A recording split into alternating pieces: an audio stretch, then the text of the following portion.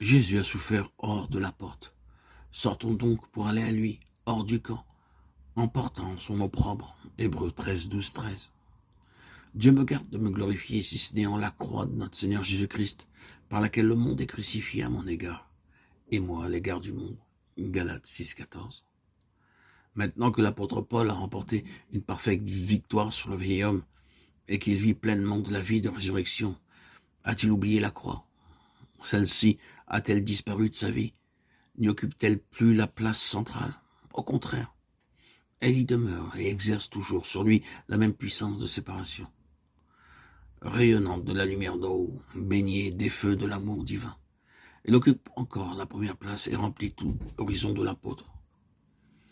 Dieu garde, s'écrie-t-il, que je me glorifie, si ce n'est en la croix de Christ. C'est en pensant aux Galates et à ceux qui voulaient les amener à se faire circoncire pour éviter la persécution que Paul s'exprime de la sorte. Alors la prédication de la croix était un scandale.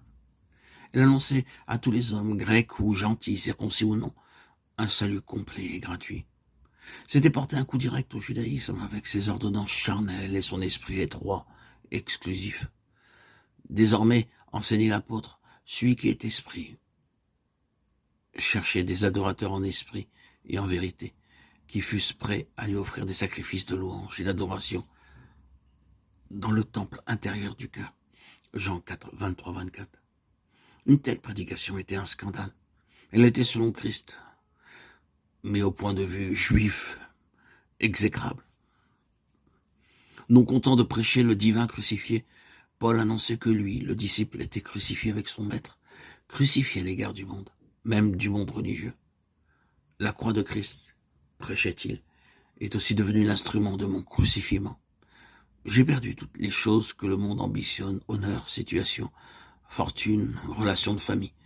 Mais Dieu garde que je me glorifie d'autre chose que de sa croix, c'est-à-dire de ce qu'il a souffert pour moi.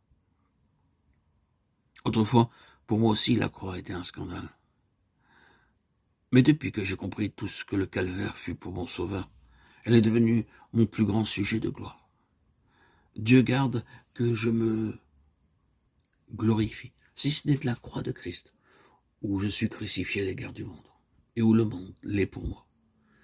Désormais, nous sommes morts l'un pour l'autre. En mon sauveur, les choses anciennes ne sont plus. Qu'importe désormais d'être circoncis ou de ne pas l'être.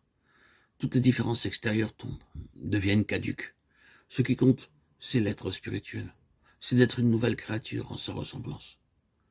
Pour arriver au point où se trouve l'apôtre, et ne plus voir toute chose qu'en la croix de Christ, il faut être passé de la mort à la vie et à avoir bu à la source des eaux vives.